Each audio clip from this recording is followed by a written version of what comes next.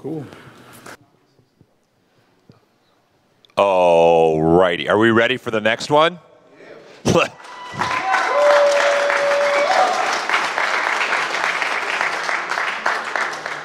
I'm sorry, I have to do it. How ready are you? Awesome! Oh, they're awake in LA. All right. So again, online, you want to be putting up your questions on the Twitter. So you'll use the hashtag Zbrush for that, okay? Because we're going to try and get as many questions as we can to the presenters. And of course, you here, please put your arm in the air so I can see you, and then we'll get to you and get the questions to the gentlemen that are up next. So it's been a fun day. I think the last 2 days have been amazing. We're having a great time. Thank you again for coming out here, and thank you online also for coming out. There's also the chat for you guys on the live stream. So I'm very excited for these three up next. This one's gonna be good times. The excitement level just went a whole notch right there. I felt it. Okay, so enough with me talking. I would like to introduce JD, Michael, Redstorm.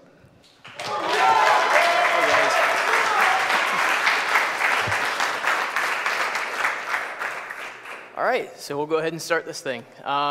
First, morning, thanks for showing up. Everybody watching online, yeah, of course. I want to send a big thanks to Pixologic for having us. We didn't really start using ZBrush until pretty recently, and the fact that we did that and now we're here is kind of wild. So they've treated us very well. It's pretty humbling to be up here with a lot of other talent that does a lot of, we think, prettier things, but we'll see. And I also want to send a special thanks to Joe and Paul for showing the R7 stuff and making us drool, sad, lots of emotions. You're welcome. Thanks, buddy. Okay, so we'll go ahead and get started. So I'll go ahead and have some pretty pictures. No sounds on this one yet. See? Pretty. So here's the weapons team at Redstorm and Massive working on the division. I wanted to send a shout out to Mr. Johannes Larson. He's one of our artists over at Massive that couldn't be here today, but he's been working with us hand in hand from across the pond and doing a great job. So I wanted to make sure he got some recognition as well. Wait, can Michael reenact the image since he's got the same? There please, we go. Please do. Do it live, Michael. Now we can clap. Yeah. Go ahead and clap. That's why that image was picked. That's exactly why, so thanks for that. So I wanted to talk a little bit about the studio. I thought I had this image put together a little while ago, and it's just some of the Clancy stuff that our studio has put together since its inception. It's a lot of history there. It's a lot of stuff that we've all been very excited and proud to work on. When I first got into gaming, I played a lot of Ghost Recon and Rainbow Six, and one of the things I really wanted to do was work on a Clancy game, and somehow managed to get this as my first job out of school. So I'm very, very fortunate. Couldn't be happier to work on this kind of stuff. And I picked these two images here because it's kind of cool to show how much has changed since 96, 98. On the left, we got a character from, I think it's Ghost Recon Island Thunder. On the right there is a character from our most recent Ghost Recon Future Soldier. And it's just nice to see that difference and see how far that's come. Like I said, we've been working on the Clancy titles since 96. The studio was founded by Clancy, actually. So we've got that kind of ingrained in our DNA from the beginning. We feel like we're experts in that area. Authenticity and realism are huge keystones for us. This is literally the only thing that we do as a team right now is we try to get as accurate as possible on the stuff we're given. We feel like that kind of thing is very, very important for the customer base. We have a lot of fans out there that really love accurate stuff. And if we can give that to them, that keeps us from getting yelled at online or made fun of. So, all right. Yep, and one of the last things to touch on was we feel like we're in a little bit of a unique situation within the studio and within the industry, actually, for video game artwork, is that we have an entire weapons team dedicated to just weapons.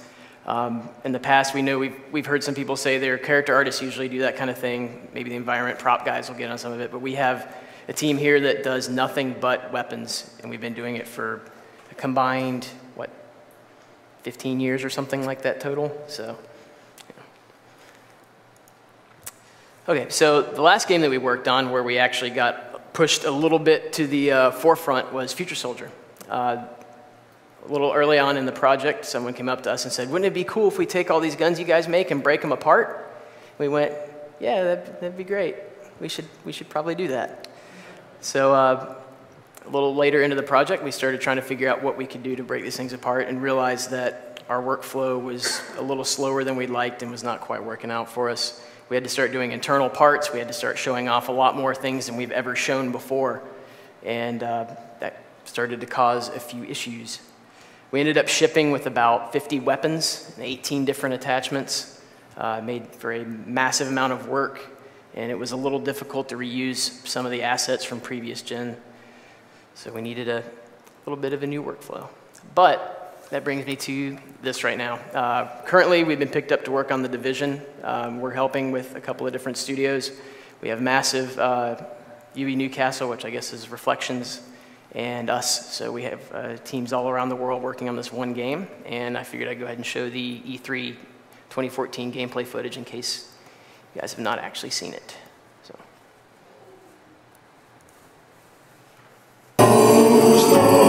Snow is falling down just a little bit, the world's so quiet and still. Santa's out there flying around, and it's true.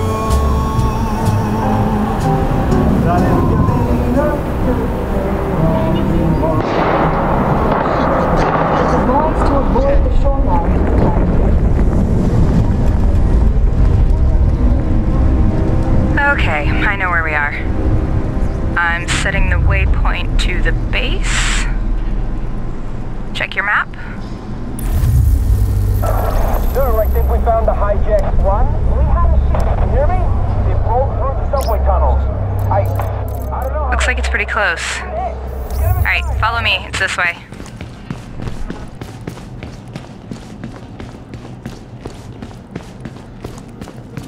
Looks clear.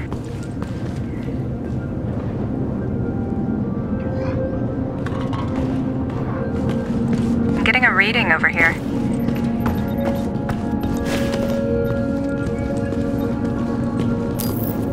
This must have been the last train out.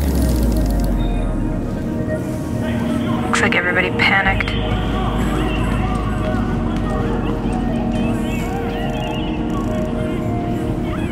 Okay. Where's Bronson? I'll send him another invite. This must be where they were talking about. Watch your step.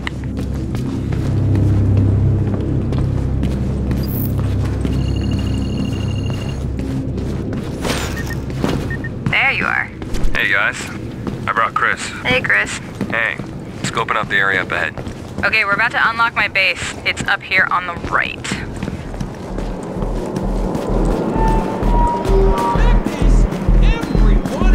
Whoa. Heads up.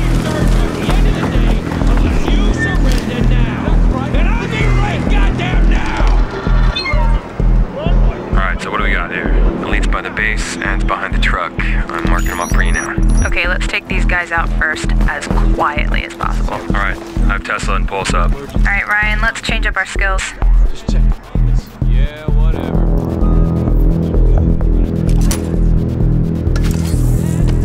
I'll pull aggro from the left here. You guys good to go? All good. Yep, ready. Alright, here we go. Up there! He's down. What the hell? Get that last guy, get that last guy. Don't They let go. can't, he's getting away. He's gone. Got incoming. Alright, let's go. Okay, coming from the right. Find cover, find cover. Ooh, watch out, watch out, watch out. Holy crap. There they are. There's loads of them. I can't get a shot. Try and hit him from the right. Can't. I'm gonna switch my weapon. Okay, I got you. I'm moving up.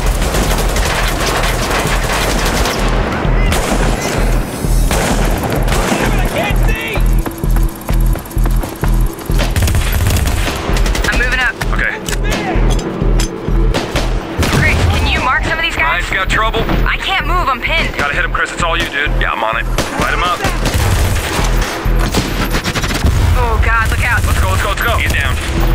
I'm pushing forward, I'm pushing forward. Bronson, wait! Ah, I'm down! Hold on! Let's go, revive me, let's go!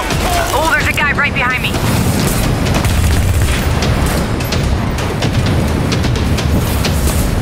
All right, you're fine.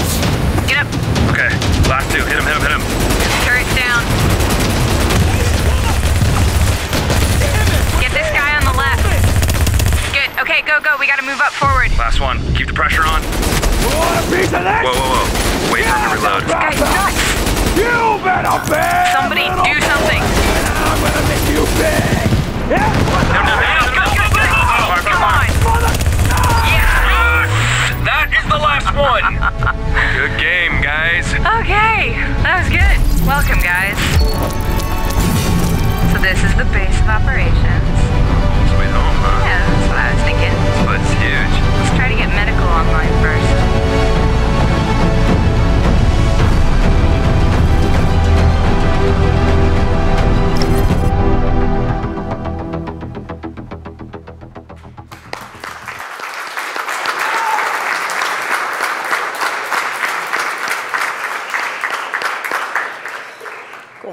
Thank you, guys.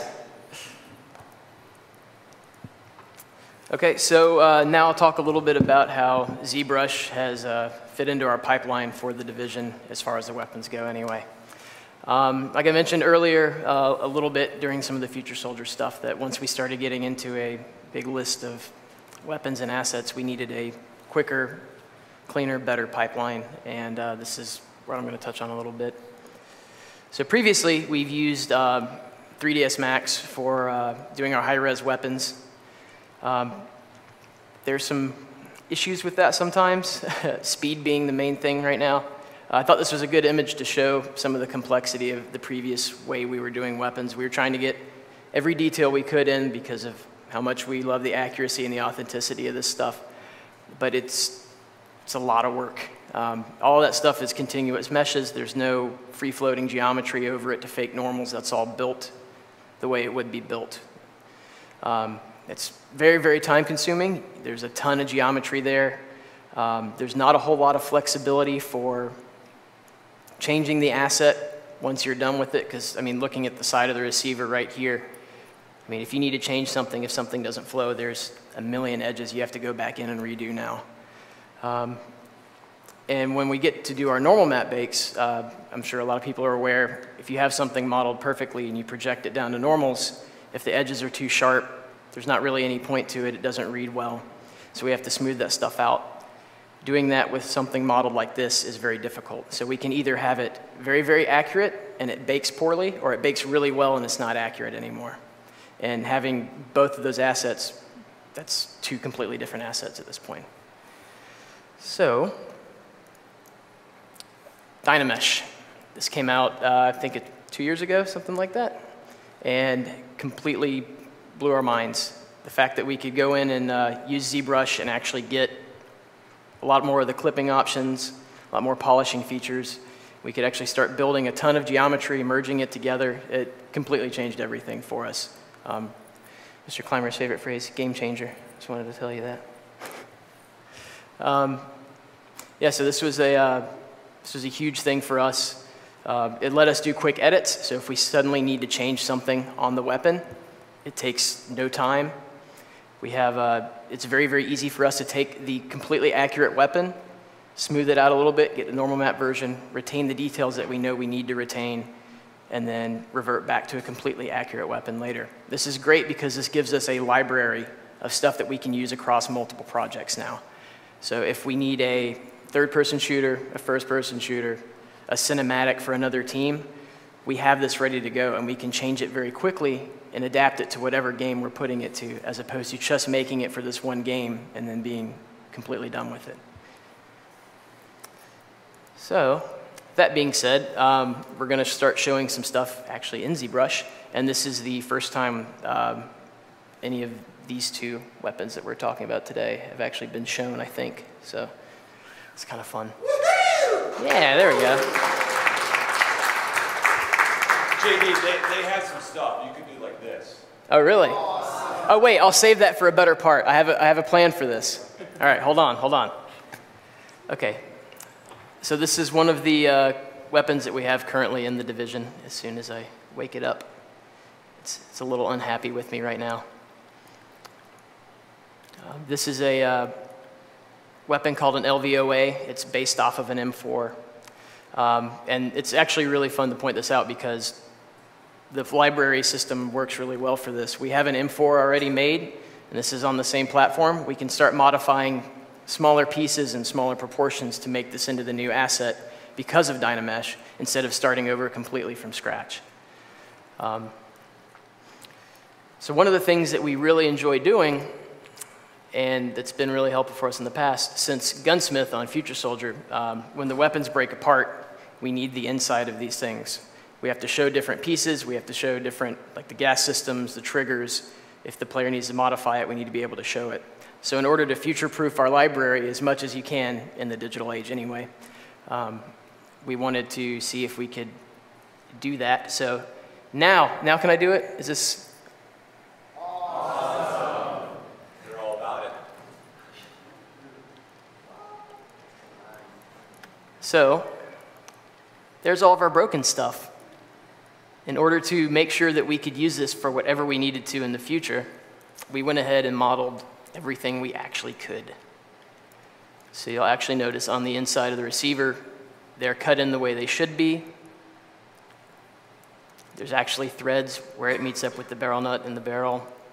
The gas system hole is there. We have pins that actually exist. So anything internally that we can do, we go ahead and do it, including, wait, where's one of my favorite ones? Turn off perspective. Rifling on the inside of the barrel. We're very excited about that. You can clap, it's okay. Yeah, please go ahead. Makes us feel better. So one of the great things about Dynamesh, and I'll show this piece off in particular, is traditional box modeling on a piece like this is not fun. Looking at that should really scare some people because it scared me. But what's great about Dynamesh, and one of the things that Clymer will touch on a little bit later, is we've been so involved with a lot of these weapon systems for years, we started kind of looking at and approaching it kind of how people would actually machine this stuff. So in order to make this piece, we know it starts from, let's say, a big block of aluminum. We'll draw the block in, we'll make sure it's scaled correctly, and then we'll start actually cutting away at it the same way the machine would. After you stare at this stuff for years, you kind of start to figure out a little bit of, hey, this is probably the order of operations that this was made. So we'll actually go in and we'll carve the side pieces first, start adding in the holes on the top and the bottom for the heat to escape, and then start putting in shapes like this to make room for the gas system in the barrel. And this is the stuff that in the past, box modeling, this wouldn't taken a very, very long time, would have been very not fun, and would not have been able to be reused again. Now we can reuse all this stuff, and it just works. I'll go ahead and do the unawesome button.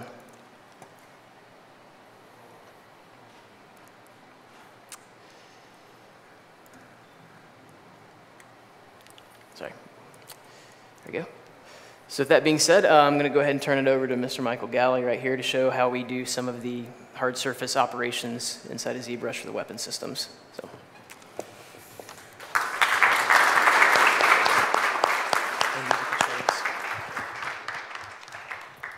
While you're doing the swap, we'll take a question from the floor. Here I come. Here we go. Thank you. Very nice work. So is there a guy in your company that plays around with weapons to figure out how weapons work? We have 3 of them. They're up here. Oh, do you actually have like real weapons in your company and look at them, or how do you not in the company? That doesn't seem very safe. Yeah, exactly. But they look so real, you know? Well, after we've been involved with this for so long that eventually it kind of became a hobby for a lot of us too. When I started, I was actually more into the vehicle side of things. I knew a little bit about firearms from when I grew up, and in the last 6 years, it grows on you, and you learn so much from needing to be so accurate that it kind of just becomes something you get involved with anyway. So the 3 of us, I think that's pretty much what happened. We got a question right here from one of our younger viewers. I want to know if Watch Dogs is made by Redstorm. Actually, I think that most of the development was in Ubisoft Montreal, but we have so many studios all over the world, and they all collaborate together on almost everything. So somebody from every studio is almost involved with every game. All right.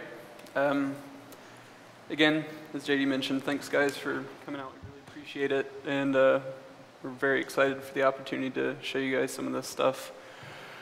So this is a receiver off of an M14, and this is the final product, one part of a bunch of other parts that make up the M14. And I'm going to go through basically an abridged process of how I made this piece. So it's got, again, as JD mentioned, this Dynamesh. So it allows us to put a whole lot of polys into it and get the shapes that we want very easily, especially compared to older methods like 3ds Max modeling. Okay, so I will first off import my starting mesh. So this is what I made in 3ds Max. We all kind of have different methods as far as how much ZBrush we use, how much 3ds Max we use. I kind of hover somewhere around 50-50% in each program. So this part was made in 3ds Max. Basically all I did was I wanted to establish the main silhouette, the main the large details on the object. And then I will add all the holding edges and stuff. And the cool thing is that ZBrush plays really, really nice with Max in that way, so all I need to do is subdivide it, and it acts the same as using a Turbo Smooth modifier inside of Max or a Smooth Preview in Maya.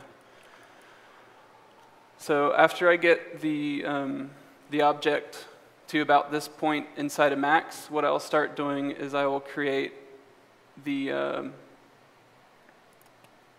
Dynamesh pieces that I use to kind of mill out the rest of the details as if are similar to how it's actually created. Which is actually, here we go. I'm gonna get rid of your gun. Okay, so these are all the parts that I whipped up really quick in Max, one at a time. So I mean, looking at it now, it kind of looks pretty complicated, but I mean, seeing them one at a time, they're all really simple shapes, which is one thing that I love about doing the hard surface stuff and using ZBrush is that I can very quickly just look at reference pictures and look and see all of the highlights and shadows, so then I can just establish where I need all these hard edges on the model and just take it step by step. So I'm going to append a couple of these parts into the starting piece and start subtracting some of these parts out. So let's see. We'll grab, actually, before I do that, I want to point out that since all these are different colors, they were all brought in as separate poly groups. And the only thing I did to do that was, these are all separate parts inside of Max, and then exporting them all in one OBJ. They're all separate poly groups already, which is really beneficial because all I have to do is come in here under the subtool palette, go to split, and then split to parts. And then what that'll do is that'll split all these out into their own separate subtools, which makes it very, very easy to go through all of these and pick out the ones that I need. And another thing worth mentioning, the arrow keys are your friend. So you don't always have to have the subtool palette open. You can use the arrow keys to move up and down in the list. And if you hold Control and up and down, you actually move the object in the list, which comes in handy all the time, especially when I have this many subtools. So I'm just going to have this subtool selected. So I will append that into this file. So actually, another thing, this needs to be Dynameshed. So We use a script called Dynamesh Master. There's a few main benefits that we have by doing it this way.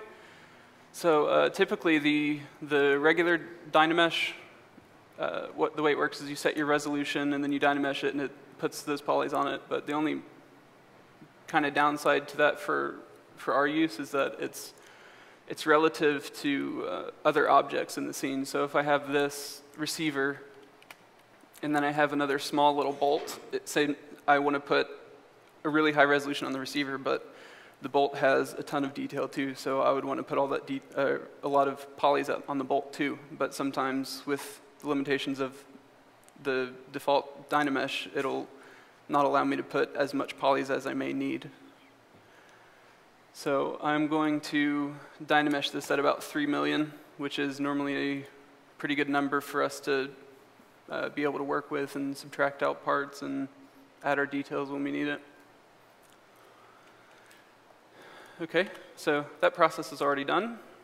And the first step, which is very simple, is turning this on as a subtractive tool and then hitting, I'll use the hotkey Control-E, which is just merge down, but you can also find it right down here. And then all that's going to do is that's going to merge in this subtool into the receiver. So then I'm just going to hit the Dynamesh button again, which is these parts up here are from the Dynamesh Master plugin that I mentioned, which I'm pretty sure you can download off of Pixologic's website.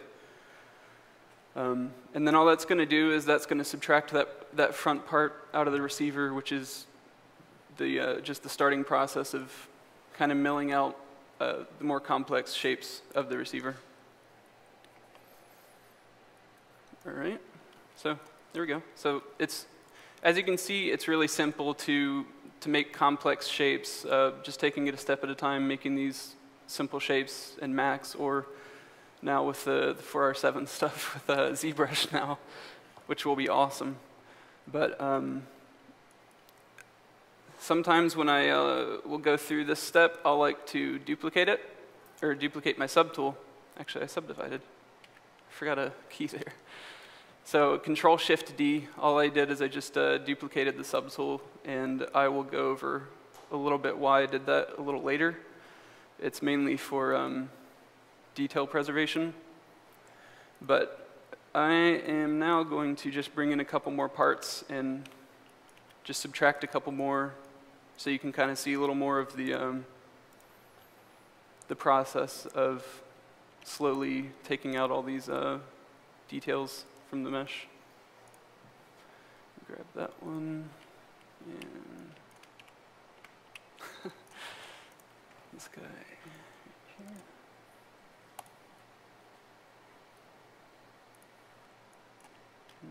This one, and I'm also, as a note, I'm just alt-clicking on these objects just to switch in between the subtools quickly, which is really useful, so that way you don't have to search through a list of 50, 60 subtools just to find what you're looking for. Okay, so I'm going to move this guy out of the way really quick. So this is my duplicate that I want to preserve.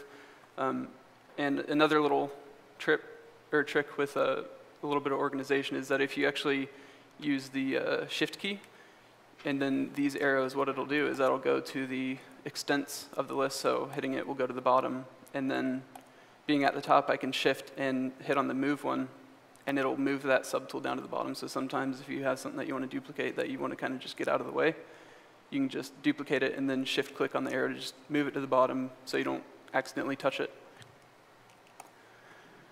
Okay, so I will go ahead and subtract out a couple more of these parts.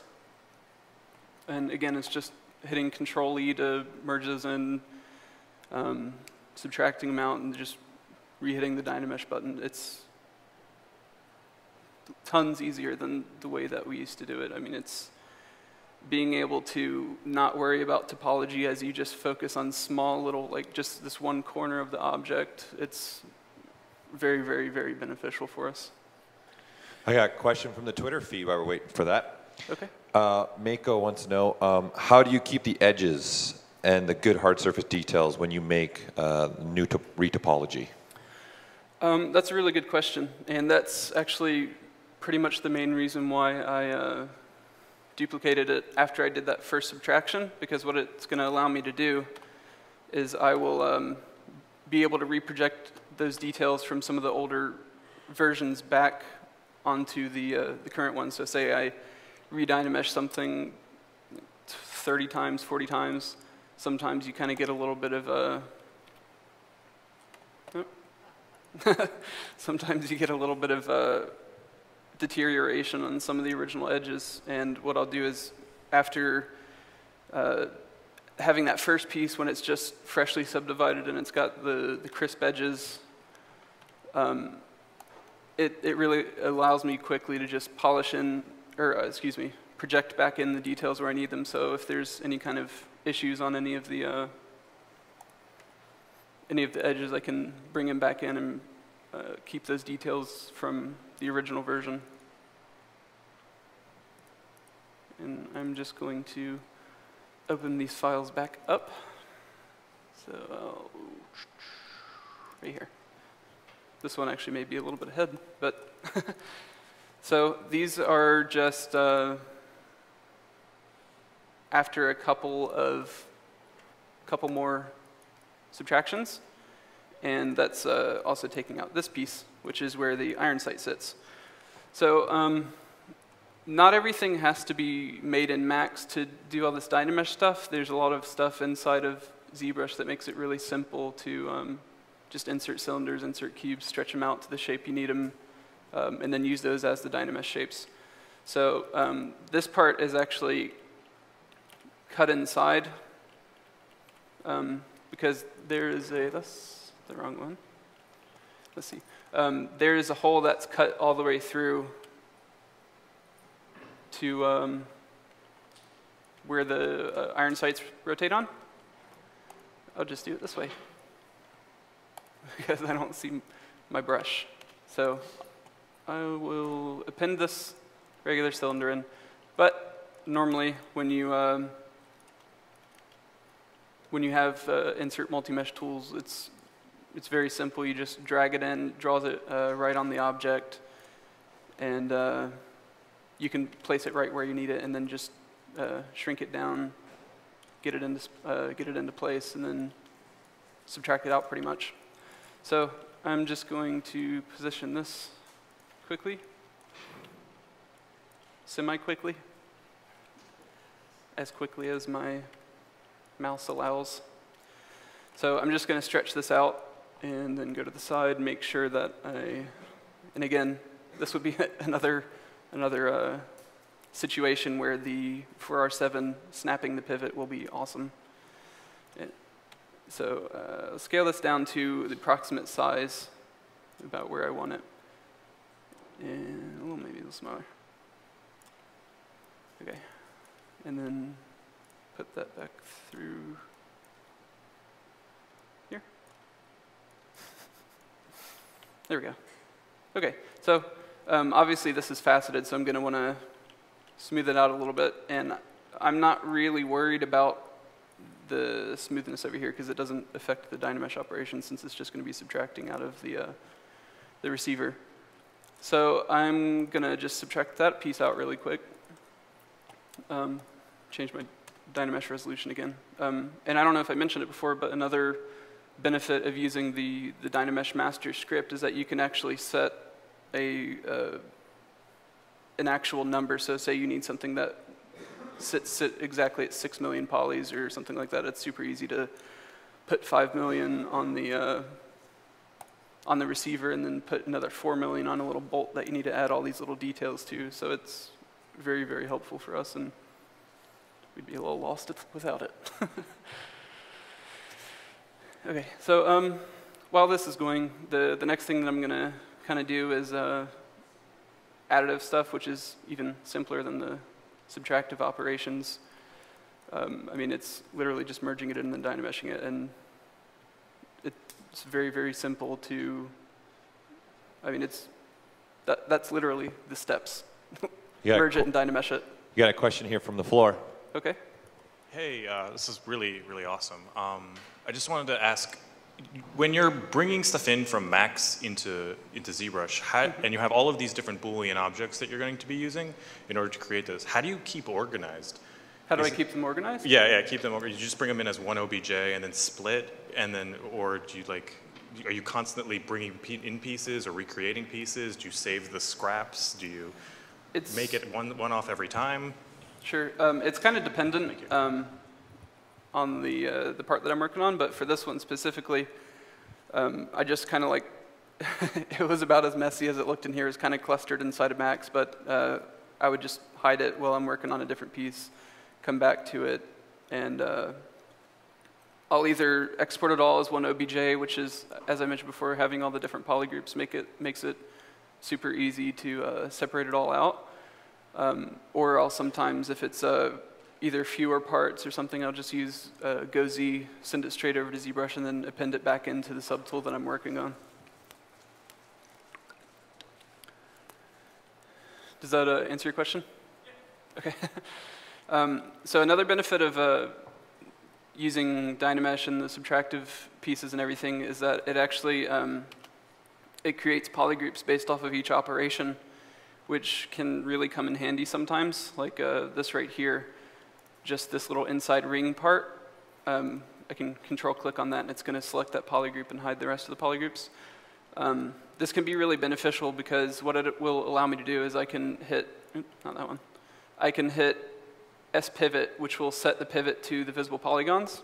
And then now that I can do that, I can turn on radial symmetry, and that's focused right around that part. And even if I unhide the polygroup, it's still right here, which is perfect when I want to do things like put a bevel around this edge or any kind of radial details, really.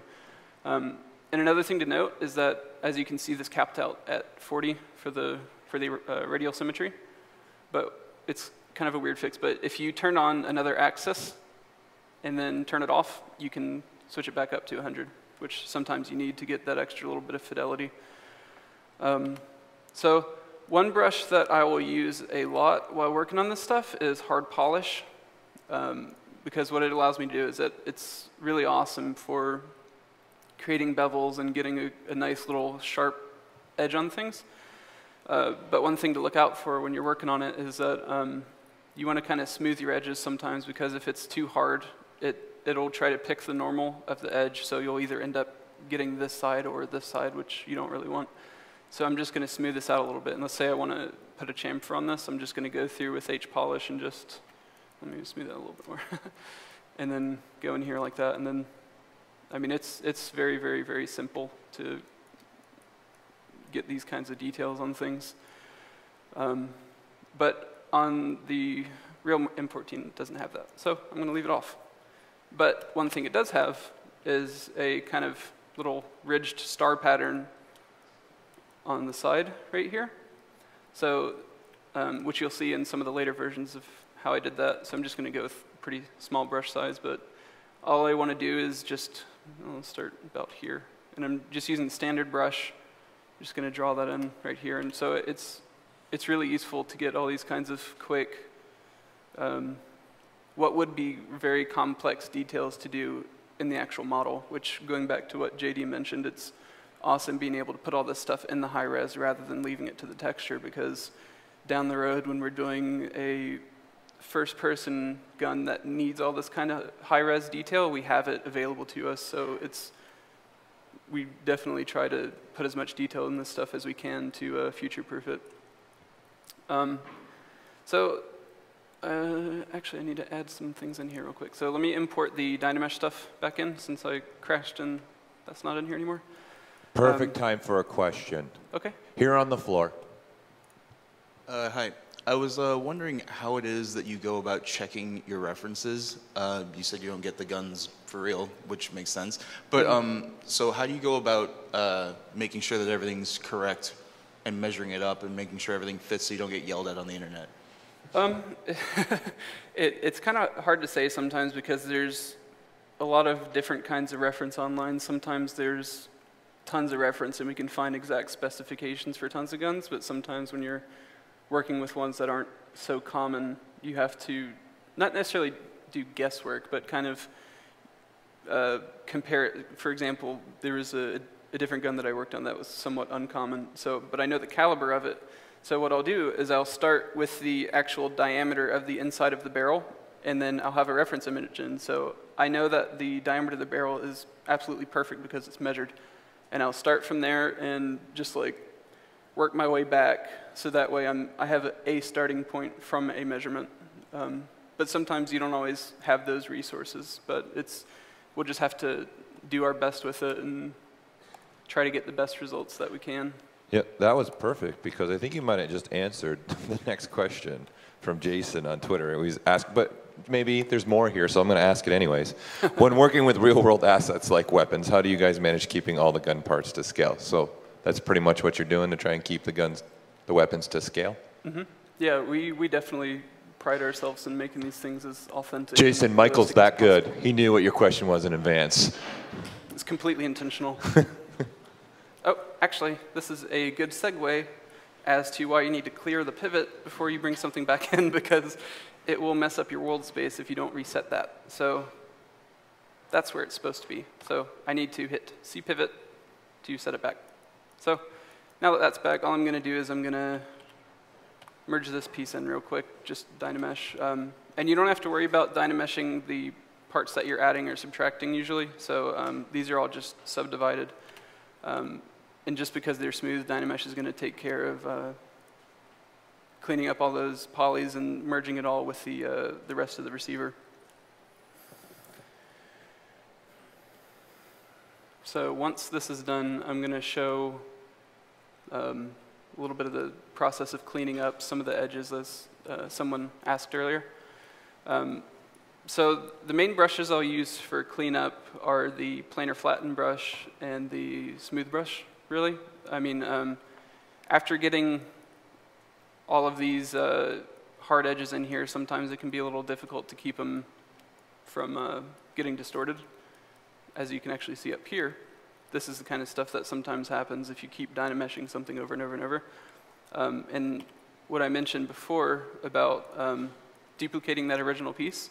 So this one has a couple of the original cuts, but sometimes what you, like say you Dynamesh something 40 steps in, or after 40 subtractions, what you can do is you can go back to your original piece, subtract out that one piece that you need, and then just to get that edge, and then you can go back in and project it on. So all you need to do to project is, let me see if actually this edge, how this one's done up here. I think it needs to be a little distorted. Oh, not that much. So you need to be wary of these being a little too much distorted, because they can get to a point because it's using the same geometry and it's going to try to morph your geometry to the projected piece, so you do need to be wary of that. So as you can see, this stuff's softened out here a little bit and a little distorted. But the cool thing is I'm just going to go in and mask that part out, Control-click, invert it. And then all I have to do is go down to the Project tab under Subtools. Ah, thank you. They both need to be visible. You can use solo mode, which is good. Solo mode doesn't respect projecting, so you don't have to work with both the meshes on top of each other. But you just hit Project All, and what that's going to do is it's going to revert this edge here and the unmasked part to the source mesh. So you just need to make sure that the one that you are trying to edit is the one that you have visible, or excuse me, selected. And as you can see, I mean, if you get these messed up edges after Dynameshing, it's super easy to go back in and get that back to its original state. And I actually forgot to mask some of that stuff, so I'll do that too. But I mean, that's like the main process I go through of Dynameshing all this stuff out, and it's awesome being able to just go through and add all this detail that I want and not worry about topology in the least bit. So just skipping through some of these steps, there's a couple, not screenshots, but like variations that I saved during the process of making it. So this was the whole thing with basically other exterior pieces subtracted out, and just went a little further. And this is the radial detail that I was mentioning earlier, which was with the set pivot and just a standard brush. And then I'll load up the next one. So I'll just continue along this whole process, just looking at reference, figuring out where these shapes need to be, adding the detail where they need to be added. Sometimes the hardest part is just getting the process down of what needs to be subtracted and what kind of shape it needs to be. But I mean, once you have that down, Dynamesh just does all the work. You just need to make the original parts, which is, I mean, really simple, because I mean, basically I'll just make in Max, and again, which will be awesome to do in ZBrush, hopefully soon. I made this out as a plane, and then just extruded it out, and then basically turn it into a box. And then that is all I need to subtract out and get all of these edges along here. And that's literally what the rest of this is. I mean, it's just taking it step by step, and it's not that difficult. So again, that will eventually lead me to the final receiver, which is this part here. And I'll go in and add all these in with the layer brush or with masks. There's tons of ways that you can do it. And another thing that JD mentioned, obviously since we are making all these in the long run for games, we need to make sure that these bake down well. So sometimes when you have all these crisp edges, it's too sharp, and those are only represented by maybe a pixel in the texture map, so it's not going to come through, and it's going to look blocky, and the normal map's not going to do any work for you. So one thing that's really useful for us inside of ZBrush is to use the polish feature. But the first thing I want to do before I do that is I want to set a morph target. So just go down to the morph target subpalette and then hit store empty. So now that that's stored, it's going to have kind of a save state of this current version of the receiver. And then all I have to do is go up here to the polish tab, which is under geometry, no, excuse me, deformation. It's under the deformation subpalette right here. And I'll crank that up to maybe 35 or so, and then let that run. So while that's doing that, I wanted to mention really quick the open circle and the closed circle. The closed circle is more of like a uniform Gaussian blur kind of effect, and the open circle will kind of try to retain the shape of the object a little better sometimes. So depending on what you're working on, one may work better than the other. So it's kind of worth just playing with them, figuring out which one works better for your situation. So now what I'm going to do is I'm just going to go to the morph brush, and as you can see, a lot of these details got kind of muddy, which is good for the edges. I mean, these will bake down really well. They're very soft. They're going to look good in the game, which is exactly what I want. But at the same time, I'm losing all the small details that I had, like the text, the threads, some of that kind of stuff. So with the morph brush, all I can do is I can go in, and it will allow me to just paint back in the detail that I want. So I can have this all ready to bake without sacrificing any of the details and worrying about doing this stuff in the texture, which again goes back to future-proofing these and making sure that they're going to be useful for all of our applications down the road. So you basically just go back in and paint all the sharp detail back in that you want, and then after you have that done, you can send this thing off to bake it. We'll make the low res, obviously. But after all that's completed, then you just bake this thing down, and it's super easy to do. I mean, it's compared to doing this the old-fashioned way, you'd have to have all these holding edges, and you can either get it authentic with very, very tight holding edges so you get all these crisp edges, or all the loose holding edges so it's perfect for baking. But before Dynamesh and the polish, it was pretty difficult to do both without making two separate pieces. So this receiver is all just one piece of one giant gun. So I absolutely love putting as much detail into this stuff as I can. And each piece is made this same method for the most part. I use Dynamesh very heavily. That's probably my main use of ZBrush. It allows me to get all these very complex shapes and booleans, and it just works phenomenally for us.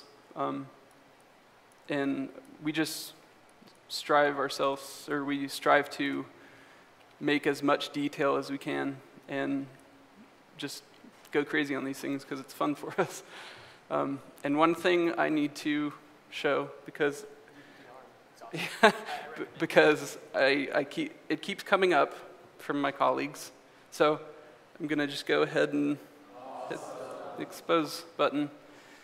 And they kind of make fun of me for it, but I enjoy it. So I like to go into kind of, I won't say unnecessary because it sounds bad, but I'll add as much detail as I can. So for example, this is the operating rod spring guide.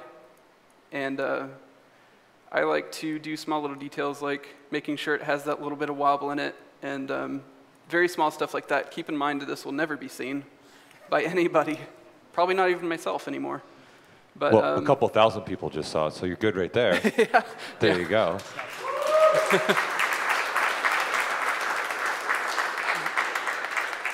Thank you. But that about wraps up what I was going to cover, so I'll go ahead and release the wheel to Mike Clymer. Great.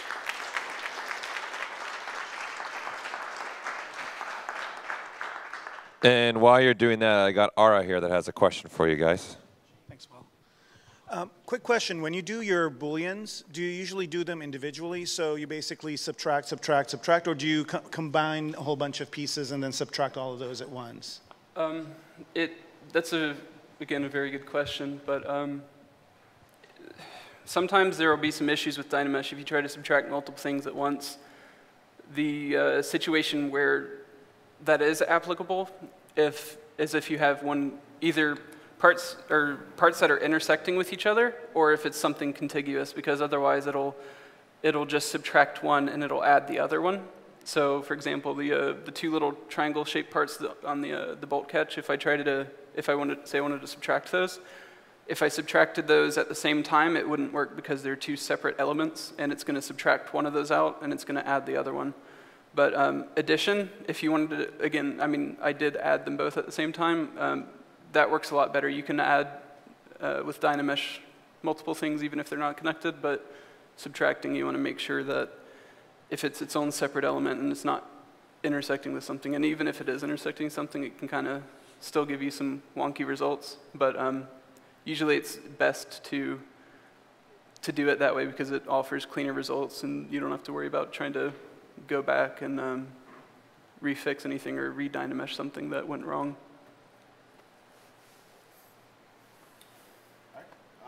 So hello, my name's Mike Clymer. I've been working at Redstorm for about 8 years now. I'm one of the obsessive detail guys as well. I held the flag as most obsessive until Gally joined the team, and then he took my crown. So very, very occasionally, we find CAD data for guns. Sometimes they're on websites. Oh, well, there you go. Hey, hello. So anyway, occasionally we do find CAD data for guns. You can find them on websites. They're all over the place. Stumble across them, which is really nice because CAD data is quite literally the most accurate data you can come across for a gun. I mean, if you're going to take one of these things and machine it into the real thing, the CAD data is where you're going to want to start. So if you're lucky enough to find something like that, and you're lucky enough to have it in a format that you can either get into 3D Studio Max or Maya or another software package to convert it into something that ZBrush can read like an OBJ, when it finally comes in, it looks okay, but it doesn't look great. There's a lot of faceting in the edges. The corners are very sharp and clean, which is nice, but the round surfaces are generally kind of chunky, and it's always triangulated. So There's no quads when CAD data gets converted, which is not good for smoothing operations. So if you were to subdivide this right now, that does not look good. So there's a little bit of a cleanup process that we sort of developed that will let us use these CAD files when we find them. So if I look at polyframe mode here, it's all one poly group right now, which is fine, but we're going to fix that. Where am I here? So I have a custom toolbar loaded up here with a button called Group by Normals, which is also available, damn it, go away, under polygroups here. Down here, there's Group by Normal, and it's got a threshold, so it's a lot like 3D Studio Max with smoothing groups. You can adjust that up or down, and what it's going to do is it's going to actually evaluate the angle between the faces, and if it meets that angle criteria, it's going to split it out into its own polygroup, which is going to help me later clean this up. So if I hit that Group by right now, you can see what it's done is it's gone through, and it's very quickly evaluated the mesh and broken it up into separate polygroups. And this is really close to what I need for the final cleanup step.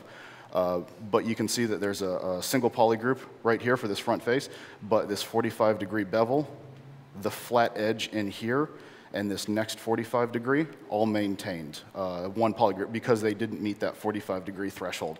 Now I could very simply go in there, undo that, change the threshold to say 33, 30, and then run it again, and it will fix a lot of that stuff. But there's also the risk that it'll start to separate individual faces on the round parts into their own polygroups, which is what I don't want. So real easy way to fix that, if you hold down Control-Shift and bring up your masking options, you can switch between lasso, mask rectangle, things like that. So I'm going to start by isolating faces and hiding faces in order to start polygrouping them. When an entire mesh is visible and unmasked, if you hit Control-W, it'll default polygroup that into a single polygroup. When things are masked, it'll do the same thing. It'll convert the mask section of the mesh into its own polygroup, which is something that I'll cover here in a minute. And it also does it with visibility. So if I were to start coming in here and hitting Control-W, it'll re-polygroup it. I'll hide it, Control-W, hide it, Control-W, hide it, Control-W, hide, Control-W, and bring everything back. So now you see that every one of those faceted angles right there is its own polygroup. So this will go through the entire process. I'll go through every one of these angles that I want to be broken out into its own polygroup, hide it, re-polygroup it, bring it back, move on to the next section. Now occasionally you'll come across areas like this that have a fairly complicated compound curves in them. I will not show you how to do that right now because it's a nightmare and I will probably break it. So we're going to bypass that. We're going to skip ahead a step to a model that I already have polygrouped. And you can see here that it went from initially 1 to dozens. And each one is broken up along hard edges around the model. Nothing else on the model has changed, just the polygroups. So now what I'm going to do is there's another button up I have up here because I use it a lot called Crease Polygroups, which you can get to under the Tools palette, the Geometry subpalette, and then the Crease option. And then you can crease what's visible, crease all, which will hit every edge, crease by polygroups, and uncrease. So if you hit that Crease Polygroups, and I'll zoom in real close here so you can see what it's doing, but it gives it this double dotted line going through here. So I'll undo that and then redo that. And you can see what that does is it just puts that dotted line or the doubled line between every single one of those polygroup faces. So now that everything, come back, now that everything is creased and polygrouped, I can start to divide that and it doesn't destroy the mesh. So I'll go back to the beginning. It starts out at 5,799 points. I start to divide it and I'm up to 2.2 million already. And all it's done is soften out some of these edges, which is going to give me a really good place to start with the Dynamesh operations. So I'm going to start kind of low here because I don't want to take a chance of pulling a galley and crashing it. So I'm going to do 1.5. I also use the Dynamesh Master script, primarily because I can set exactly how many polygon points that I want. I can have 1.5 million on a receiver, or I can have 1.5 million on a bolt that's attached to the receiver. So I can have basically as many poly points as I want in order to get the detail that I need. So we'll go ahead and do that. We'll run the Dynamesh script on it. We'll let it do its processing. And then after the Dynamesh is done, we will have a evenly topologized mesh that can be gone through and cleaned up with clip curve, clip circles, hard polish. Hard polish is one of the buttons or the brushes that I use absolutely on every mesh that I've ever worked on. It makes softening edges and rounding corners incredibly easy.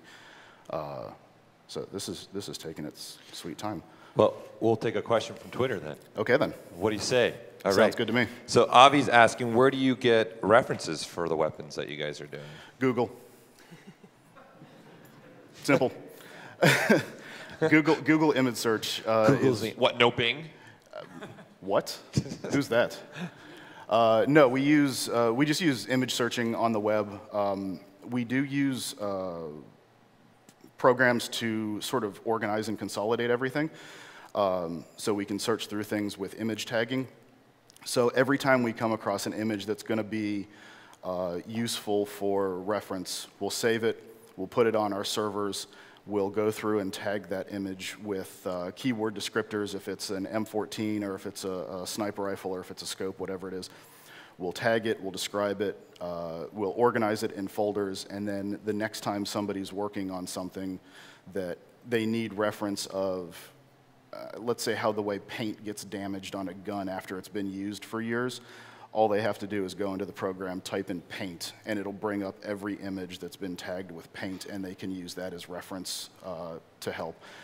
So we're kind of, it's not special the way we get the references, but what's important for us is how we organize the references.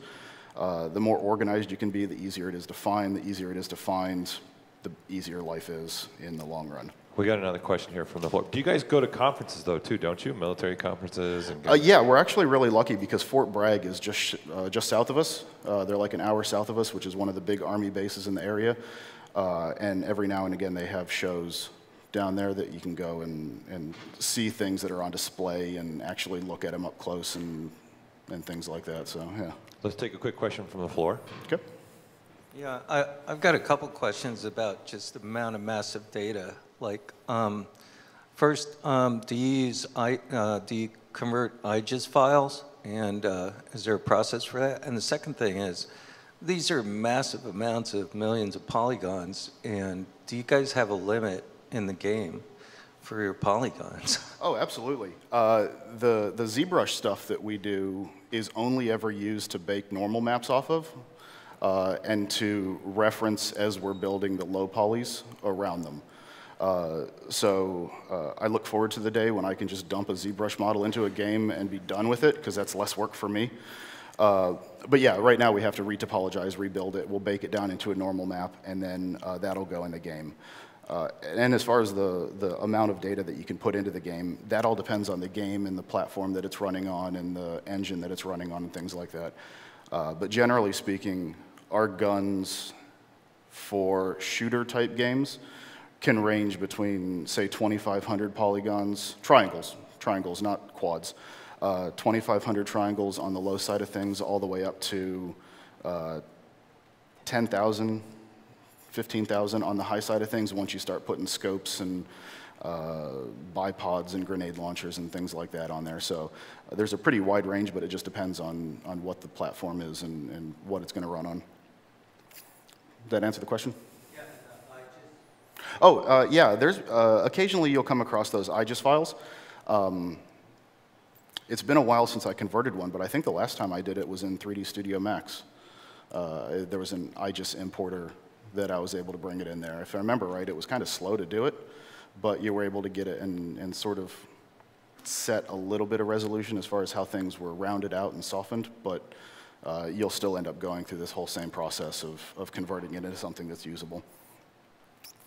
Okay, so Dynamesh has done its thing. If you zoom in, you can see that it's ridiculously dense, which is usually how we work. We're sort of cavemen when it comes to this stuff. More is better, dense is better. We just suffer through the sluggishness and lag and things like that as we build up these 100 million polygon files. Solo mode will help you a lot with that. Hide everything that you're not working on. So now that everything's Dynameshed, you can sort of see that there's still some faceting and stuff going on in here. But Dynamesh has also maintained all of my polygroups. And because it's at such a high resolution, the edge delineation between the polygroups is incredibly clean because there's so many edges and points there. So under the same deformation tab that Mike Galley showed, right, nope, go away. Another bottle of beer. Yeah, it's too early in the morning for beer. So under the deformations tab, there's a polish by features, polish by groups, and polish crisp edges. The polish by features is sort of the parent of these other two. It does both groups and crisp edges. If you want to ignore crisp edges and just do groups, you do groups, obviously. And if you want to do the opposite, you do just crisp edges. But I also have that up here as well. And you can see what happens is as you slide that up and down, well, actually, here, let me do this. Let me change that back to the open circle. And this is what Mike was talking about earlier, other Mike, that one. The open circle, closed circle will give you different results. So if I go back 2 or 3 steps, right in here you can see some faceting. And as I polish it, it starts to go away a little bit, but it's not going away very fast. If you change that to an open circle, and I'll go back to the beginning again, if you change that to an open circle and slide that up, and it polishes now, and it's almost completely gone. So what you've done is you've now kept your polygroups, you've kept your sharp edges, and you've rounded out the things that were horribly triangulated in the first place. And you can go in there and, nope, wrong polish, undo. You can polish by features again, and it'll continue to go in there and clean that up. So now you've actually got something that's CAD data accurate, that's clean, dense geometry that you can start stamping in letters. You can put manufacturer information in their serial numbers, things like that. Or you can do the same thing that Mike did and use the polish features and start to soften up those edges in order to make it something that's bakeable. And fairly quickly, you've got something that is usable in a high poly model, and you can work with it. Okay. So the next thing I'm going to cover is a bolt. It's not really glamorous, but everything that's hard surface has bolts. Something has to hold it together, right? So you're always going to be making bolts. So I'm just going to go through some of the smaller steps that I use in order to make these bolts. And unfortunately, anytime you look at a gun, a vehicle, a suit of armor, whatever it is, it seems like you never come across the same bolt twice. They're always different. So you'll end up making a lot of them, but I don't want to make them over and over again. So what I'll do is I'll make them and I'll store them as a insert multi-mesh brush. And next time you happen to come across a rivet that's been hammered down as opposed to machine pressed, you can just load that up, go to that rivet, draw it in, and be done with it. And in some cases, you'll have close enough. Sometimes you'll have to go back through and make them by hand, which is kind of where you start. So what I'm going to do is I'm just going to start with the cylinder here, real simple, and I'm going to start with the head of a hex bolt. So nothing special about the geometry. I'm going to use that same crease by normals or polygroup by normal, which is going to polygroup it for me, crease it, and divide it, and start building out the basic shape. I also use radial symmetry a lot for this sort of stuff. Make sure to turn on local symmetry so it's working around the center of the object. Nope, not that one, that one. And we're going to go ahead and start to extrude some faces. You can extrude faces by holding down the control button with the transpose line and then dragging out on this middle white circle here. and then shift will constrain it to the axis that the transpose line is drawn on. But you can't do that with subdivisions, so I'm going to delete lower. I'm going to have just that one face. Let me turn that off so I can work. And then just control, shift, and drag, and it's going to extrude that face out all the way down the line. But you can see what happened is it's just a single extrusion. So if I undo that and control, shift, drag out a little bit, I'm not going to move the mouse, the keys, the camera. I'm not going to touch anything. But what I'm going to do is I'm going to press the number 1 key, which is going to repeat the last action. So you can just keep shooting those down, and now you've got evenly spaced topology all the way down. Now I'm going to Dynamesh this anyway, so that really doesn't make a whole lot of difference to me, but it's a handy thing to have for the handguard that JD showed earlier. It had, I don't know, like 60 holes cut into it, and they were all spaced evenly. You can either try to eyeball that, you can do some sorcery to duplicate 2 and line 1 up on top of the other and then delete the other one, or you can just duplicate 1, hit the 1 key, and then it'll duplicate down the line in the same spacing, which makes it real nice and easy. So now I have a bolt-y kind of shape. And I'm going to go ahead and divide that one more time. I'm going to do the same thing. I'm going to do group by normals, crease, and then divide that a couple more times just so it's nice and sharp in here. I'm going to use the Dynamesh master to convert that into a Dynamesh. So I'm going to start with 1,000,000 polygons, and that sounds excessive, and it is. So, but it makes sure that I have all the detail that I need and that I'm not going to need any more later and sort of get worked into a whole. So the next thing I want to do is I want to add some threads along here. And you can do it with radial symmetry and then just draw each thread out, but you're going to want to keep them spaced out evenly because they're machined parts. So what I'm going to do is I'm actually going to load up a flat plane, and I'm going to make an alpha. Come here. Where'd you go? We're going to go ahead and do new document. No. There it is. OK. OK, so I'm going to go into polyframe mode. I'm going to go down here to, where is it, initialize. And I'm going to go ahead and set the H divide and the subdivide down. And I'm just going to go ahead and crank one of those up to 3. And it doesn't really matter which one. All you want is a single vert or a single edge in the middle there. Go on up here to make Polymesh 3D, mask that out, invert it, and then we're just going to pull that up so you have sort of a domed peak shape in the middle. And then normally I would go ahead and just resize my document so it's square, but this will get the job done just the same. Go over here under the Alphas tab. Oops, Alpha tab. Come on. And do grab doc. And what it's going to do is it's going to generate an alpha based on that piece of geometry, so you can use that for doing your threads. So we're going to go back here. We're going to open this up. And then I'm going to do it with a mask. And you can just leave the mask pen on, and it'll get the job done, because if you drag off the circle here, or off the edge, it'll do your mask. I have an extra tab off to the side that has this alphas menu up here, down here. So if you go to modify and then H tile, and we're going to go ahead and just put that up to, I don't know, 14 sounds like a good number. And when you drag that out now you've got 14 evenly spaced threads all the way throughout that piece of the bolt. I'm going to turn off polyframe so it doesn't lag on me there. I'm going to invert that. So I've just got the threads, and then under the deformations tab, I'm going to use inflate. Guess here and go with 20. Nope, not enough. 50? Yeah, that's good enough. OK. So what I've done is I've just inflated that geometry using the mask as a base, and it's giving me something that look like threads. I could go through the process of using one of the coil primitives. Not Ring 3D. Where are you? Yeah, he's up there somewhere. Oh, there it is, right there, Spiral 3D, and you can, or Helix 3D, and you can adjust those in order to actually make a continuous spiral all the way down, and then you can draw it out and center it and actually make proper threads. That's even a little bit too extreme a detail for me. That one does it, but I don't. This one, with the threads just faked like that, it looks like threads from almost any angle except square on the side. And since these things get bolted into other gun parts, you never see the threads.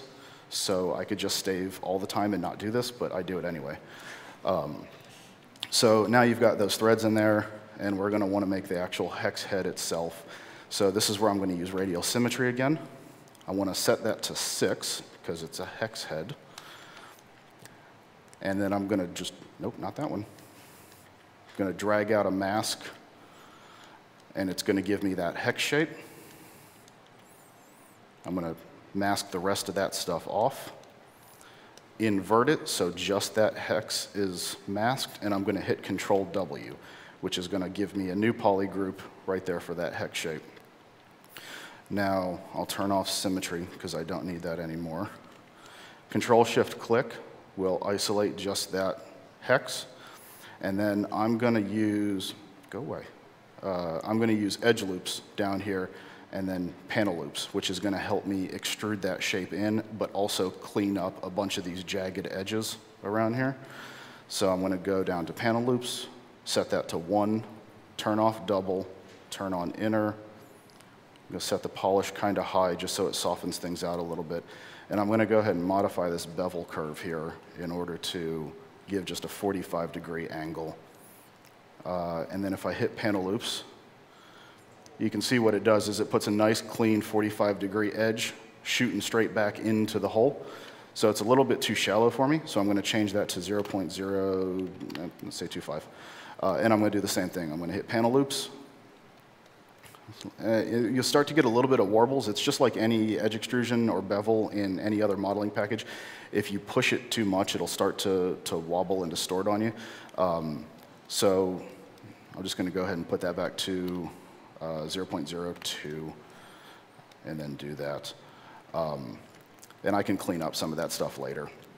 But again, what it does, it gives me a new poly group right along that inside edge, which is going to help me later on. Control Shift click on it again. I'm going to mask it and then bring everything back and then invert that mask. And this one's handy. Under the display not over there, over here. Under the display properties down here, there's an option for flip and double. Double is just going to make it two-sided geometry. Flip is going to flip the faces, so outside is inside, inside is outside. And if I hit that, I can actually see the hex head where I'm inserting it, so I know how deep I'm actually going and that I'm not going to go through any extra geometry or anything like that. And then I can unmask and then hit flip again, and it comes back. So I'm going to go ahead and Dynamesh that again just to clean up the geometry a little bit. And then because I have poly groups on everything, I can use this polish by features again. Slide that up. Oh, actually, I'll show you another step. Go back a couple here. So because I did the edge extrusion from this guy here, this is all the same poly group. So if I do an isolate there, and then Control Shift X is going to grow your visible selection, hide that inside face, and then polygroup it again, and now you've got a whole new set of polygroups in there that you can work with. Turn that polyframe off, Dynamesh it again, and then I'll use this polish by features in order to clean up some of the warbles that you see going on in here. And then polish that out as well just to soften things up just a touch. Okay? And then you can go through and add as much detail to things as you want. So go ahead and undo that again. Let's say you wanted to put a 45-degree bezels on the edges. It's a machined part. No machined part ever has a perfectly 90-degree sharp corner on it. They're always broken. So if I go to the clip brush, I can do radial symmetry again, turn that on, turn that up, and then do a 45-degree clip on this inside edge, and then I can do another 45-degree clip on the outside edge, and it'll give me a little bit of faceting because it's only clipping it 60 times, but you can take that, oh, there you go. You can do hard polish, and then crank that up, and then lower the intensity just a little bit, and you can go in there and break that. And now it's a 45-degree edge that's just been softened and rounded up. You can also do the way Gally showed and soften the edge with the smooth brush, and then try to find that 45 degree right in there and bevel it that way. And then you can add ridges around the outside of it in order to have it bite into the machinery or anything that you wanted to do with it. So it's a fairly quick process to do it. There's only a handful of tools that you use, but all the tools that you use in this are actually the same tools that we use for everything else. It's hard polish, it's the panel loops, it's the alpha making, things like that. The other thing, though, one last tool that I want to show you too is planar flatten and planar deep. Those are, I don't believe they're loaded by default. I think you have to go to Lightbox and dig through to get to those. But JD mentioned earlier that we like to look at these things as actual machined parts. All machining is a subtractive process. So if you wanted to machine that down, you could do that and start to cut into the surfaces. You can also use it for things like flattening off a side. It's going to sort of just cut into whatever the depth of the brush depth mask is set to and the size of the brush. So if I were to go even deeper than this, go all the way down here, you can see that it cuts even deeper. And then if I make the brush bigger, it cuts even deeper still. So it's a real good way to flatten off surfaces and machine out parts just using a couple of simple brushes and go from there. So before we get completely out of time here, Mike 1, didn't have a chance to show you this, but it's a really handy one as well. It's a non-default brush. It's under the Lightbox and the Smooth palette, but it's called Smooth Groups, and it's quite possibly one of the best brushes that I've ever found. It'll give you a little warning, and if you hold down Shift, it'll bring that up there. So what I'm going to do, I'm going to make my brush size smaller, and I'm going to go ahead and just mask a thing out here. Control-Alt-Click to sharpen it up, polygroup it, and you can see that what it does is it polygroups, oh, not that one, actually. Zoom out, too far. So it'll actually polygroup along those jagged edges with smooth groups on. Turn that down. Yeah, that's what I like to hear. Yeah, it's been there for like 5 years. Yeah. Bad documentation. There's, whoa. Whoa, Tama, you hear? Oh, that's a dagger in our hearts. You know how long it takes us to make documentation? It's not the fun stuff, okay? It's like topology. You don't want to do it. So there's actually 11 smoothing brushes in ZBrush, by the way. And a lot of them are fantastic. Smooth groups, smooth creases, and smooth valleys are awesome, awesome smoothing brushes. But the smooth groups, it'll go through and it'll just soften out those edges there. I can isolate that again, and now you see that there's this really nice, clean, high-resolution edge. I can isolate it, mask it, invert that, and if I wanted to do an extrusion off of there, now it's soft, clean geometry, it's polygrouped, and it's already got a nice clean edge to it. So that's a really helpful one for adding surface detail and carving things in and out and things like that. Smooth groups will save your life. It's very handy to have. Actually, Mike, show them, go to brush so they can see it, everyone. No, up the top, all the top menu, the brush menu, so they can see where you're getting this from. I'm going to show everyone where this is. Okay, so you see smooth brush modifiers, open that up. That one there. Okay, and then see there's a slider set you have.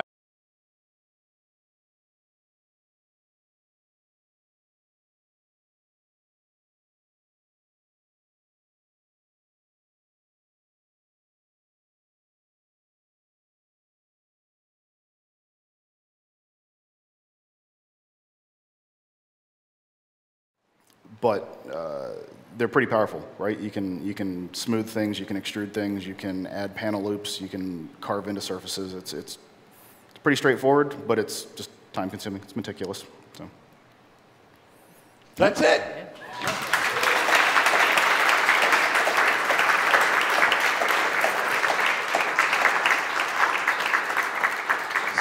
That was awesome. Thanks to guys again for Redstorm coming and showing that and the Division stuff, you know, never before seen. You guys got the first to see some of that stuff. That was very cool. So obviously you know the drill. They're going to head to the back there with Mr. Louis Tucci and sit down with him for about 30 minutes. And while we're doing that, we're continually keep sending in your questions. Like I said, we'll try to get as many as we can on the Twitter. So your hashtag at Zbrush. You can go and ask anything within the chat as well. Up next, we're going to have myself and Mr. Joseph Drush show some more of some other features that we have not shown yet in the previous 2 days. Okay, stay tuned.